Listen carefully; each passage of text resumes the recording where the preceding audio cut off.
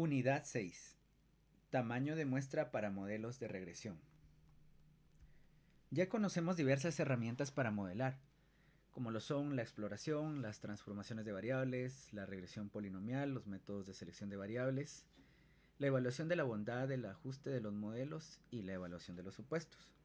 Ahora bien, toca hacerse preguntas importantes dentro del contexto de la investigación, como un quehacer riguroso, como podría ser ¿cuál es el tamaño de muestra para un modelo de regresión?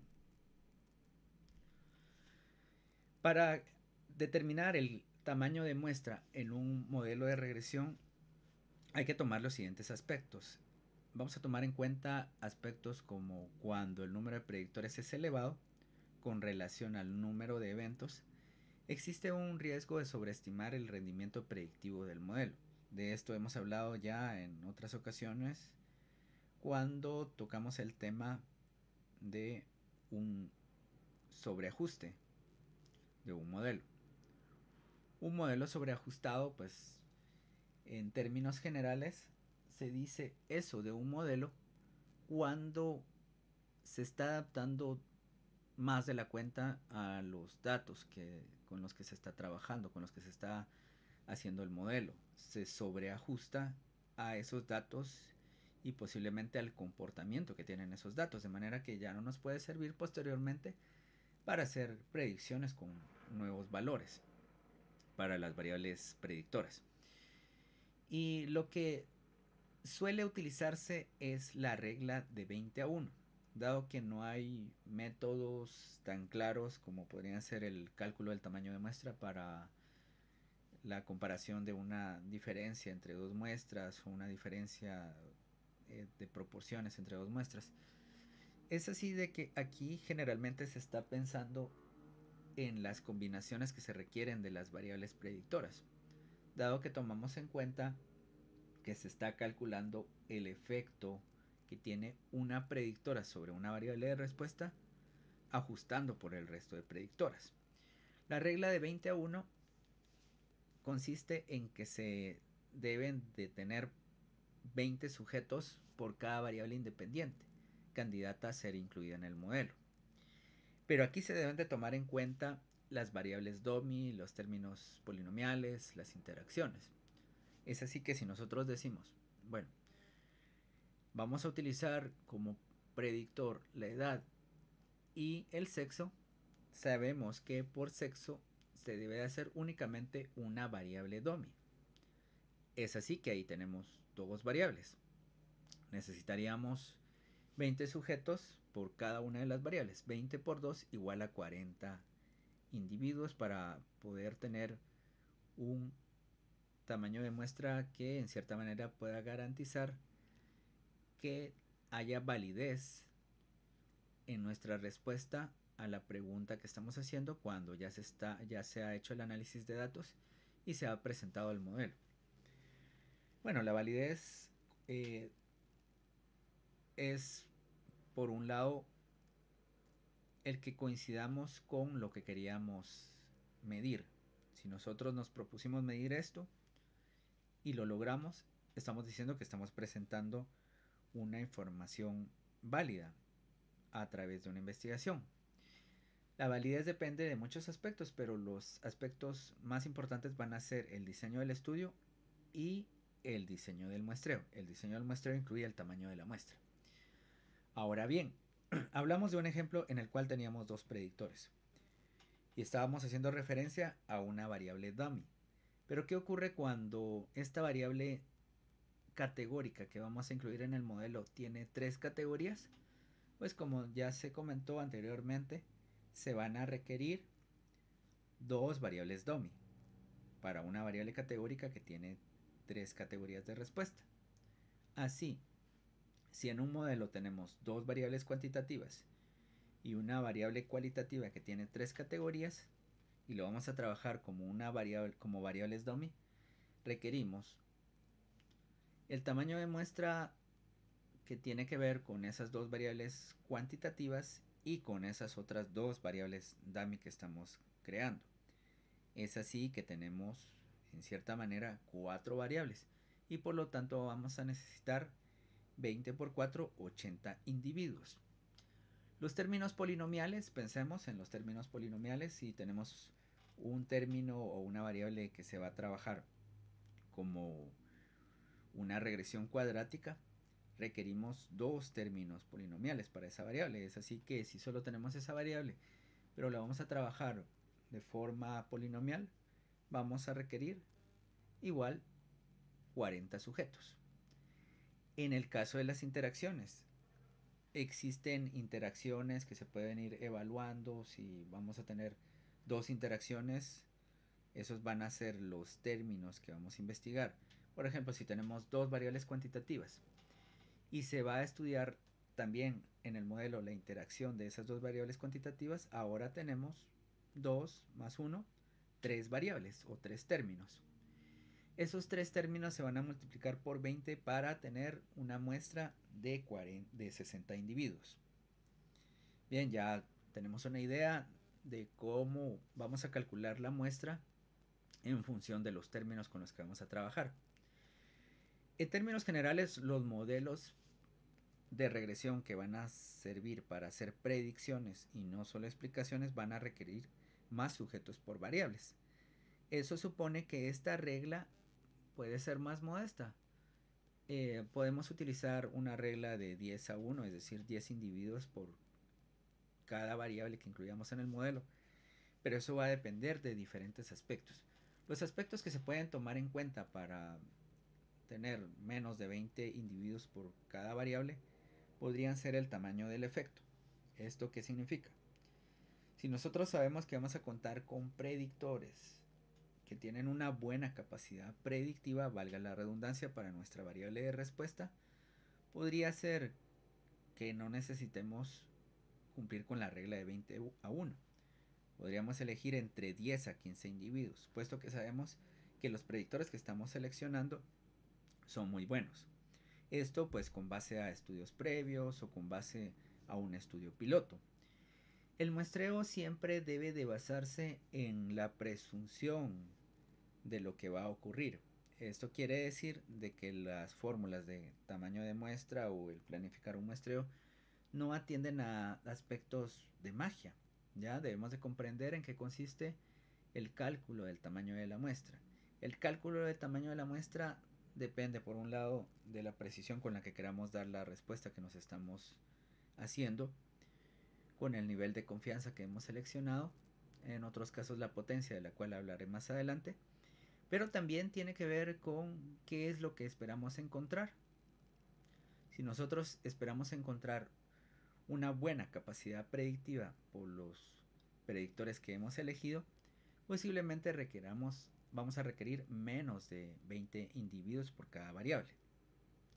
No hay forma de que en este cálculo podamos decir, por ejemplo, si tenemos dos predictores, un predictor bueno y un predictor con muy poca capacidad predictiva, no podemos decir, entonces voy a requerir 20 individuos para el predictor malo y 10 individuos para el predictor bueno. Eso no se puede hacer. En general, si tenemos predictores malos, vamos a estar más cerca de la regla 20 a 1. Es así que podemos elegir en términos generales entre 10 a 20 individuos por cada variable que tengamos, pero eso va a depender de aspectos como los que ya he comentado, que serían el tamaño del efecto o el tamaño de la asociación o la capacidad predictiva de esos predictores que vamos a seleccionar. Ya vimos también que hay que tomar en cuenta cuáles son esos términos y para qué vamos a usar el modelo. Si vamos a utilizar el modelo como una explicación, es decir, identificar las características que se asocian a nuestra variable de respuesta, podríamos estar más cercanos de elegir entre 10 a 15 individuos. Pero si queremos utilizar el modelo para predicción, en ese caso vamos a requerir 20 individuos por cada sujeto. Y podríamos requerir más si queremos mayor precisión en esa capacidad predictiva del modelo, o si vamos a hacer una validación de ese modelo. Existen técnicas como la validación cruzada, que es una alternativa cuando la cantidad de individuos que tenemos es limitada. Pero vamos a pensar en esta regla de 20-1 que se va a basar precisamente en las combinaciones que se den de los llamados tratamientos. Un tratamiento va a ser, si lo vemos en términos de variables cualitativas, que es más fácil entenderlo así, la combinación de las categorías de respuesta de la variable A y de la variable B. ¿Qué quiero decir con eso? Por ejemplo, si tenemos la variable edad, pero vamos a trabajar la variable edad categorizada y decimos eh, adulto mayor sí o adulto mayor no. Y tenemos otra variable que es sexo, femenino y masculino. ¿Cuántos tratamientos tenemos? Pues todas las posibles combinaciones. Son 4 combinaciones diferentes. Esto es mujeres adultas mayores, mujeres no adultas mayores, hombres adultos mayores, hombres no adultos mayores. De manera que esas combinaciones las tenemos que investigar y a mayor cantidad de combinaciones obviamente vamos a requerir mayor muestra. También se dice en términos generales que si vamos a investigar interacciones vamos a requerir más muestra. Bien, ya hemos hablado de algunos aspectos que nos sirven para determinar cuáles son las muestras que necesitamos. Entonces pongamos algunos ejemplos.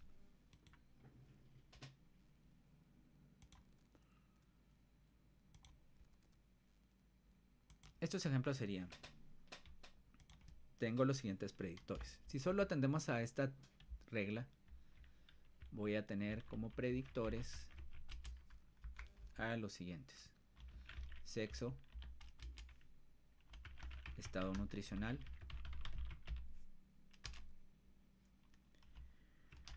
porcentaje de grasa, y lo que quiero predecir es resistencia a la insulina. Esta es mi variable de respuesta. Y estos son los predictores.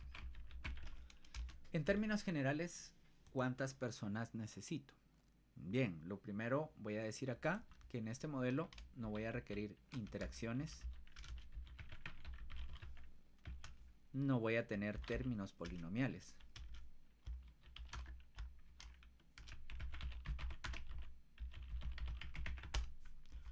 Es así que entonces la variable sexo tiene las categorías de respuesta que voy a agregar por acá: femenino y masculino. Ahora bien, el estado nutricional, este lo vamos a definir como bajo peso, normopeso, sobrepeso y obesidad. Bien, hay 4 categorías. Y porcentaje de grasa va a ser una variable numérica. De manera que tenemos acá un predictor porque hay una sola variable dummy. Acá tenemos 4 categorías de respuesta, por lo tanto 3 variables dummy y una variable más. Bueno, ¿cuántos predictores o cuántos términos tenemos? 5 términos. Y estos 5 se van a multiplicar por 20 si queremos atender a la regla normal. Pero si ya sabemos que estos predictores van a predecir muy bien a la resistencia a la insulina, es decir, estos van a ser buenos predictores, posiblemente podríamos relajar esto y multiplicar estos 5 términos no por 20 sino que por 15 muestras. Es decir, podríamos necesitar 75 personas. Y cuando estamos haciendo la planificación del estudio, vamos también a comentar cuáles podrían ser esos problemas por los cuales no podemos conseguir a todos los individuos que queramos, de manera que podría ser mejor trabajar con un rango. Vamos a considerar entonces que para esta investigación requeriríamos entre 75 a 100 individuos. Como mínimo 75 individuos. Ok, podríamos tener también 80. Nosotros podemos tener más muestras que el tamaño mínimo. Eso no está mal. pero no podríamos tener menos muestras que el tamaño mínimo que hemos planificado. ¿Por qué más muestras sí y menos muestras no? Bueno, menos muestras no porque el estudio va a carecer de validez interna. Más muestras es mejor, sí, porque no disminuye la validez interna. De hecho, podríamos tener una mayor validez. Sin embargo, en algunos casos no está justificado utilizar más muestras que el tamaño mínimo. Esto es cuando obviamente los costos son significativos o el costo para las muestras es importante. Por ejemplo, en el caso de investigar el efecto de un medicamento, sabemos de que este medicamento siempre va a presentar efectos adversos y exponer a más individuos de la cuenta a esos efectos adversos posiblemente no sea ético. Como también si estamos trabajando con animales del laboratorio, no vamos a sacrificar a más animales del laboratorio que los que se deberían de requerir según el tamaño mínimo de muestra. Bien, veamos con este ejemplo. ¿Qué pasaría si adicionalmente, voy a poner este ejemplo otra vez por acá, si adicionalmente se va a requerir la investigación de la interacción, y aquí le voy a poner interacción entre porcentaje de grasa y sexo. Ok, porcentaje, no términos polinomiales, si eso no lo vamos a poner acá. Entonces tenemos acá una interacción entre porcentaje de grasa y sexo. Bueno, un término adicional. Ahora bien,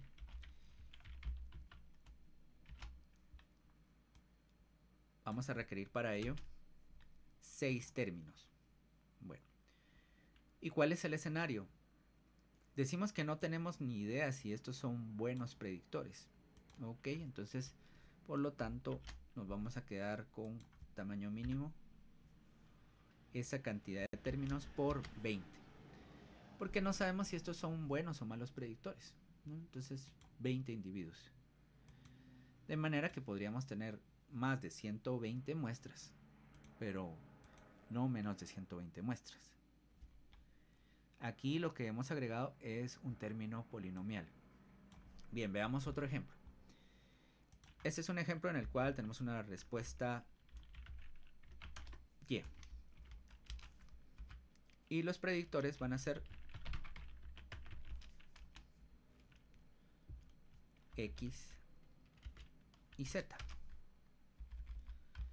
Pero la relación que existe entre X y Y es una relación no lineal. Y lo más seguro es que vayamos a requerir un polinomio de entre grado 4 a grado 5. De grado 5. No sabemos cuál de esos polinomios es el que mejor va a explicar esa relación. Pero podría ser un polinomio de grado 4 o de grado 5. Pero estamos simplificando este ejemplo porque podríamos requerir de más polinomios. Pero lo que sabemos más o menos con un estudio previo o con un muestreo piloto es que posiblemente vamos a requerir de un polinomio de grado 4 o de grado 5. Y a la vez tenemos esta variable z. Ok, esta variable z, ¿qué le podemos agregar a esta variable? Bueno, va a ser una variable cuantitativa. Ok, entonces para eso, dado que posiblemente vamos a requerir un polinomio de grado 5, lo debemos de planificar. Necesitamos acá 5 términos. No podemos elegir 4 términos, porque una muestra para estudiar un polinomio de grado 5 me permite estudiar una muestra para un polinomio de grado 4. Pero una muestra de un polinomio de grado 4, dado que es más pequeña que la muestra para el polinomio de grado 5, no me permite estudiar con suficiente validez el polinomio de grado 5. Es así que voy a centrarme en este polinomio, en el mayor polinomio. Y acá una variable cuantitativa que no tiene ninguna transformación o qué sé yo. Y no tenemos idea de qué tan buenos predictores van a ser estos.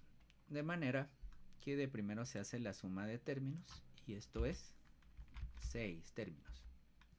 Y esto multiplicado por 20. 120 individuos es lo que vamos a requerir. Bien, vamos a elegir este otro ejemplo y le vamos a hacer algunas modificaciones. La variable predictora va a requerir siempre esta variable x, un polinomio de entre grado 4 y grado 5. Entonces acá necesitamos 5 términos. Ahora bien, tenemos una variable,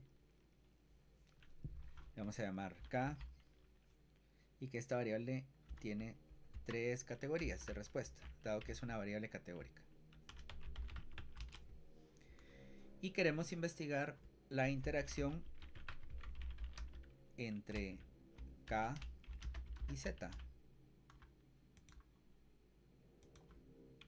Aquí debemos de tomar en cuenta lo siguiente. Bueno, 5 términos por el polinomio, un término para esta variable numérica,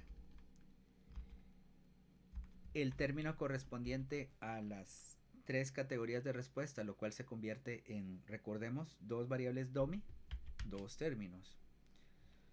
Ahora bien, se va a investigar también la interacción entre k y z, pero eso corresponde a una interacción entre z y una categoría de respuesta de esta variable que aparece por acá, de una variable dummy, y z con, que está interaccionando con la otra variable dummy. Es así que aquí no requiero una sola interacción, sino que son 2 interacciones. La interacción de z con la variable dummy a y la interacción de z con la variable dummy b. Se requieren todos estos términos. Los voy a sumar y tengo 10 términos. Muy bien, aquí nos dicen que posiblemente no vamos a conocer desde el principio cuál es la capacidad predictiva de estas variables, pero tenemos limitaciones de presupuesto y esto va a ser de hecho un estudio exploratorio. Como hay interacciones, no podemos pensar en la menor cantidad de muestras, que podrían ser 10 muestras por cada término. Entonces vamos a elegir entre 10 a 15, bueno, vamos a elegir 15 unidades muestrales. 15 por 10. Es así que aquí ya tenemos 150 muestras se van a requerir para esto. ¿Ok? Existen otras formas de calcular las muestras, pero también existen alternativas para minimizar la cantidad de muestras que vamos a requerir. Como ya se dijo en el ejemplo, en el último ejemplo, los costos iban a limitar la cantidad de muestras que se podían seleccionar. Pero existen estrategias como las siguientes: agrupar predictoras con análisis de componentes principales. Existe una técnica en la cual se crean variables latentes a partir de variables cuantitativas, suponiendo que tenemos 10 variables predictoras, pero hacemos un análisis de componentes principales para reducir las dimensiones y crear ciertas variables latentes que van a ser las predictoras de ese modelo. Y llegamos a tener de 10 variables 2 componentes principales. De manera que ya no tenemos 10 predictores, sino únicamente 2 variables latentes. Definitivamente para cada una, dado que estamos tomando esos 2 términos, pero sabemos que son variables latentes, posiblemente vayamos a requerir como mínimo 20 muestras para nuestro análisis. Pero eso es mejor que tener 40 muestras que haber elegido 20 por cada uno de esos 10 predictores. Ahí podría yo recomendar entre 20 a 30 muestras, dado que vamos a utilizar variables latentes para hacer las predicciones. Esas variables contienen información de las variables originales, pero pues son variables que no existen y son mediciones indirectas. por eso se llaman variables latentes, de las mediciones que se tomaron como variables predictoras. También se pueden hacer índices que combinen dos o más predictores. Por ejemplo, el índice de masa corporal ya sabemos que se calcula de la siguiente manera. La talla en metros, eh, el peso más bien, el peso en kilos dividido la talla en metros al cuadrado. Ese es el índice de masa corporal. Pueden haber indicadores que combinen más de dos variables predictoras, de manera que ahí estamos disminuyendo también la cantidad de predictores que vamos a utilizar. Las escalas médicas son un ejemplo que se construyen a partir de varias variables que podrían ser síntomas o pruebas de laboratorio. Todo eso se está creando una escala de medición que contiene la información de todas esas escalas. Eso también podría decirse que es una variable latente, aunque el proceso es diferente al de los componentes principales.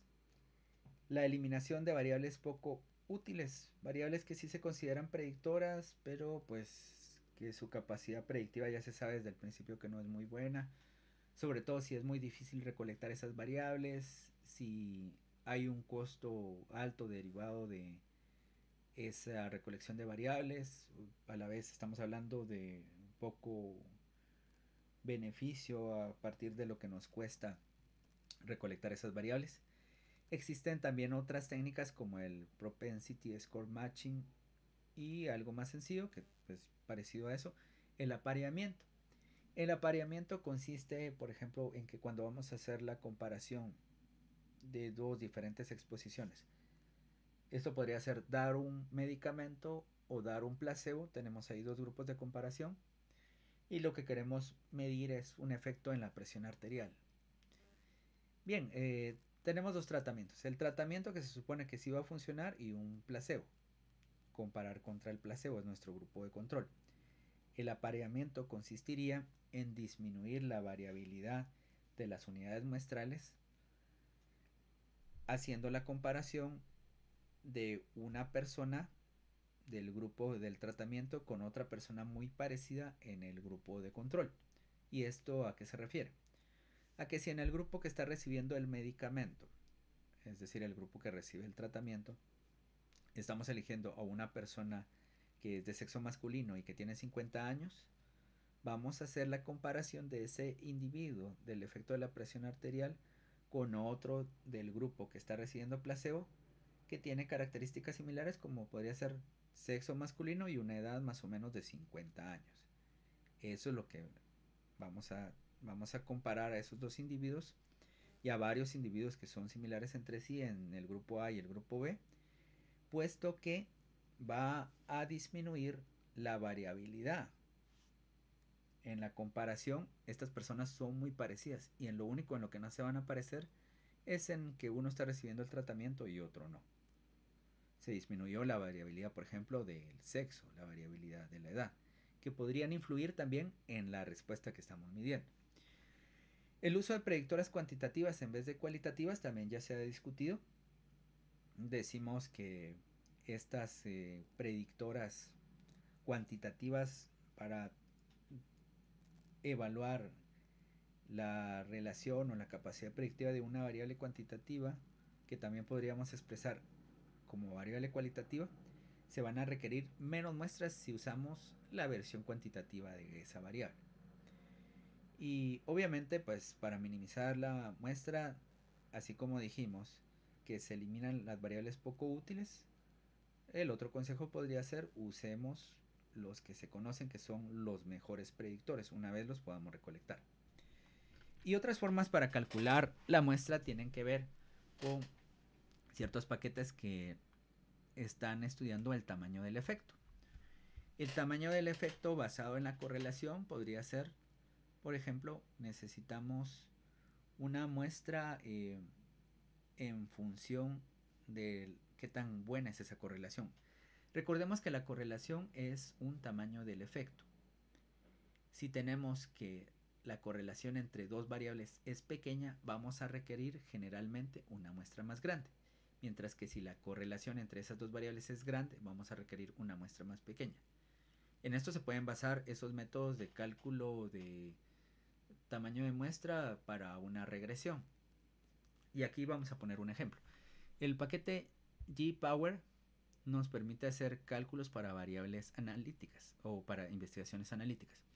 Vamos a ver de primero un ejemplo bastante sencillo que tiene que ver con el cálculo de tamaño de muestra para un estudio en el cual se va a aplicar una prueba de T. ¿Y por qué vamos a ver eso? Bueno, al final la prueba de T ya sabemos que es un modelo, es parte del modelo lineal general. Y vamos a hacer un ejemplo de una prueba de T para poder entender más fácilmente un cálculo de tamaño de muestra para una regresión.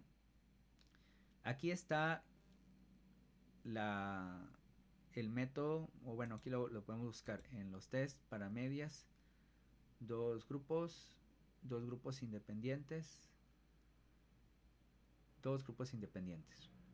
Cuando estamos comparando una variable cuantitativa entre dos grupos independientes, utilizamos una prueba de t-student. ¿Y qué tamaño de muestra necesitaríamos para calcular un estudio en el cual el análisis principal va a ser la t-student? Bien. Para eso hemos elegido este método y hay dos formas de aproximarse al cálculo de tamaño de muestra. De primero, si definimos que por estudios previos o información previa, que el efecto es pequeño, es mediano o es grande. Esto es el valor que toma en promedio la variable en el grupo A y en el grupo B. ¿Qué tan grande es esa diferencia? Si la diferencia es pequeña, vamos a tener una D de Cohen de 0.20. Si el tamaño es mediano, una D de Cohen de 0.50, y si el tamaño es grande, una D de Cohen de 0.80.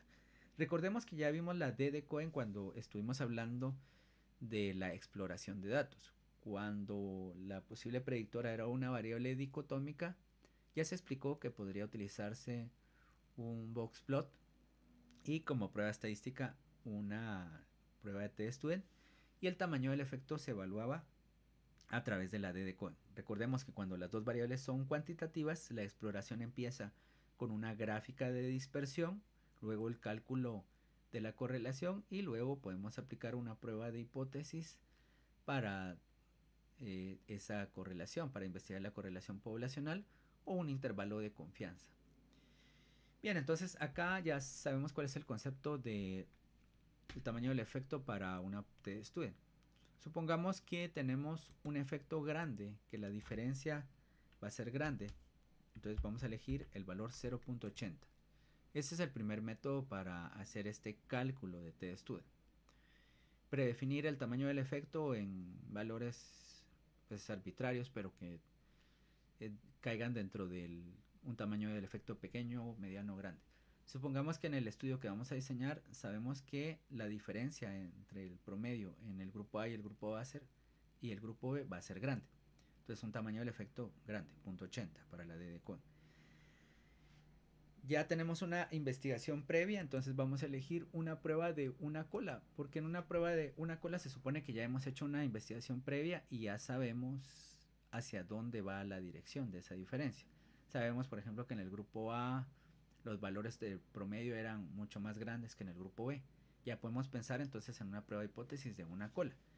Para cuando no sabemos si el grupo A va a tener un promedio más grande que el grupo B, ahí lo mejor sería elegir una prueba de dos colas, porque no sabemos hacia dónde se va la diferencia, si hacia el grupo A o hacia el grupo B. Pero para las pruebas de dos colas generalmente se va a requerir mayor muestra. En este ejemplo yo voy a elegir una prueba de una cola. El error alfa, bueno, el error alfa va a ser basado en el nivel de confianza, y si tenemos un nivel de confianza del 95%, un error alfa del 5%.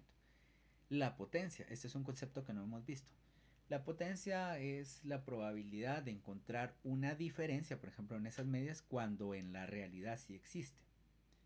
Esta es como la validez del estudio en términos generales.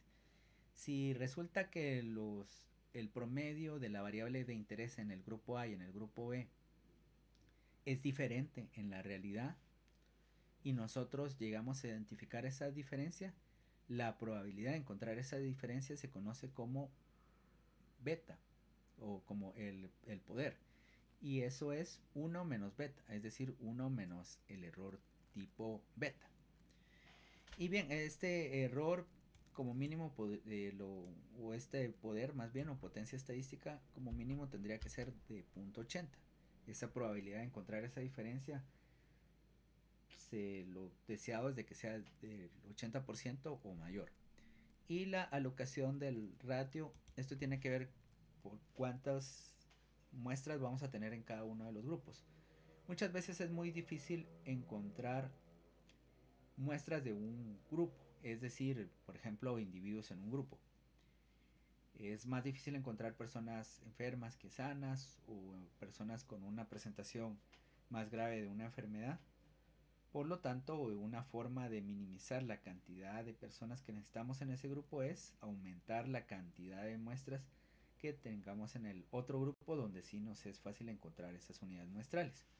Es así que podemos decir una alocación de 1 a 2, es decir, por cada individuo del grupo A, que es donde nos cuesta más encontrar a las personas, vamos a tener 2 personas del grupo B.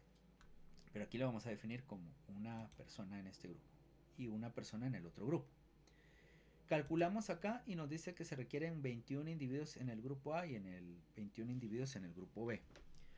Ahora bien, si esa hubiera sido una prueba de 2 colas, ¿cuál sería la cantidad de personas más personas? 26 en A y 26 en B. Si queremos aumentar la potencia, vamos a requerir más muestras. Una potencia del 90% requiere 34 individuos en cada grupo. Si el tamaño del efecto que esperábamos era moderado, por ejemplo 0.50, entonces vamos a requerir más muestras. Y si el tamaño es pequeño, por ejemplo 0.20, o incluso menos que eso, 0.10, requerimos más muestra. 2103 en cada grupo. Si el nivel de confianza que hemos elegido es más grande y por lo tanto el error de muestreo es más, el error tipo alfa, perdón, es más pequeño, requerimos todavía más muestra. Y vamos a regresar al ejemplo en el cual teníamos un tamaño del efecto de 0.80, un nivel de confianza del 95% y la potencia del 80%. Pero resulta que es más difícil encontrar individuos del grupo A que del grupo B. Vamos a duplicar, vamos a tener una alocación de 2.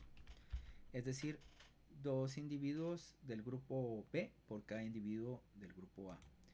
Y ahí requerimos 19 en el grupo A y 39 en el grupo B. Bien, esto ya nos permite determinar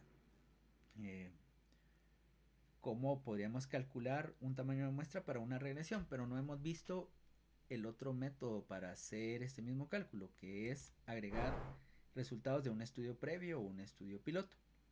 Por ejemplo, si la variable que estamos midiendo en el grupo B en una muestra encontramos que tomaba valores de 20 unidades en el grupo A y en el grupo B tomaba valores promedio de 30 unidades y la desviación estándar era más o menos de 4 unidades en el grupo A y de 5 unidades en el grupo B. Esto se obtuvo a partir de una muestra piloto, pensemos. Se calcula previamente el tamaño del efecto que nos dan esos datos previos. Se calcula la D de Coe, se transfiere a la ventana y se fijan las otras condiciones. Por ejemplo, una cola, una potencia del 90% y una alocación de 1. Esto es 5 individuos en el grupo A y 5 individuos en el grupo B. Porque tenemos un tamaño del efecto grande de 2.20. Bien, ya tenemos los dos métodos para hacer ese cálculo. Y ahora vamos a ver un ejemplo para calcular muestras en una regresión. Vamos al menú aquí, correlación y regresión. Y vamos a buscar, por ejemplo, este. Este sería el modelo de regresión lineal múltiple, un modelo de efectos fijos, una regresión con un coeficiente simple. Bien, ¿cuál es la información que se requiere para calcular la muestra? Otra vez, una o dos colas, el tamaño del efecto que va a estar dado por un F de Snedeker. Recordemos que mientras más grande es la F, mayor es el efecto. Bueno, entonces, por ejemplo, aquí vamos a empezar con 15. Un error alfa de 0.05 con un nivel de confianza del 95%, un poder del 80%, y la cantidad de predictores que vamos a tener van a ser 4 predictores. Vamos a hacer el cálculo y se requieren 55 individuos. ¿Qué pasa si ese tamaño del efecto fuera un tanto mayor? Por ejemplo, vamos a definir aquí 0.30. Calculamos. Se van a requerir menos muestras porque el tamaño del efecto es más grande. Generalmente para los modelos de regresión solo estamos pensando en pruebas de 2 colas. Y como ya sabemos, si aumentamos la potencia estadística, se van a requerir más muestras. Y si vamos a tener acá 5 individuos, 5 predictores o 5 términos, se van a requerir más individuos. Otro modelo que podemos elegir de estos o de los métodos que aparecen por acá es en test.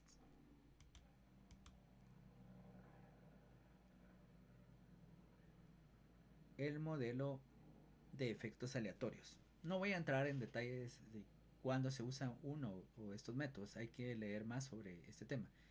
Pero el asunto es de que estos métodos tienen diferente información. Este modelo de efectos aleatorios lo que nos está pidiendo es el valor de la hipótesis alternativa y de la hipótesis nula para un coeficiente de correlación. Estamos pensando de que aquí nos está preguntando qué tan buenos predictores son y cuál es ese coeficiente de correlación que vamos a elegir. Este es un método bastante utilizado porque es muy intuitivo y se entiende cuando ya se ha conocido qué es un coeficiente de correlación, cuál es un buen predictor y un mal predictor.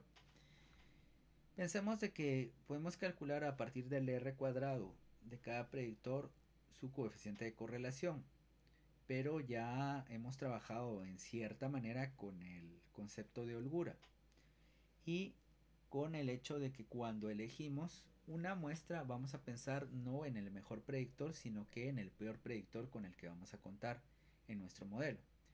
Por ejemplo, un buen predictor podría tener un coeficiente de correlación de 0.60. Ya, eso estaría bien. Pero un mal predictor podría tener un coeficiente de correlación de 0.30. Entonces aquí decimos, ¿qué pasa si todos mis predictores son muy buenos? Y el que yo espero que tenga el menor coeficiente de correlación va a ser de 0.60. Vamos a darle una holgura. Sabemos que si calculamos una muestra para un coeficiente de correlación de 0.60, no podríamos estudiar con suficiente validez un predictor que tuviera un coeficiente de correlación más bajo que 0.60. Por lo tanto, pensemos en un coeficiente de correlación de 0.50. Ya dimos aquí una holgura. Esta hipótesis nula va a ser de 0, aunque podría fijarse en otro valor, pero en general va a ser de 0. Vamos a tener aquí dos colas, error alfa de 0.05 y error y la potencia de 0.80, que sería la mínima. Vamos a requerir 5 predictores y calculamos acá.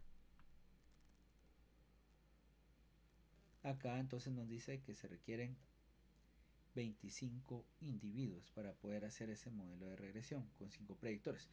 Eso es un valor mucho más bajo de lo que habíamos visto cuando se utilizan las reglas de 10-1 o de 20-1 definitivamente. Pero hagamos algunas modificaciones por acá. Supongamos de que no sabemos mucho de los predictores y posiblemente el peor predictor podría tener un valor mucho más bajo de 0.30.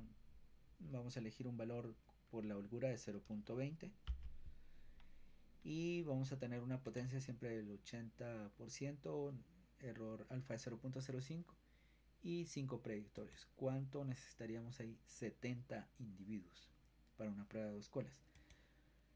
Aquí podemos hacer alguna modificación. Ya tenemos aquí un peor predictor. Vamos a agregar otro predictor más. Y para eso se requieren 74 individuos. Bien, con esto hemos visto algunos ejemplos de cómo podría calcularse el tamaño de la muestra. Este método también tiene su forma de hacerlo a través de información de estudios previos, pero no voy a entrar en esos detalles. Solo sabemos que GPower es un programa que nos permite calcular las muestras en diferentes entornos. Si lo que queremos aplicar es un análisis de varianza, una prueba de T, un chi cuadrado, podemos hacer esos cálculos por acá.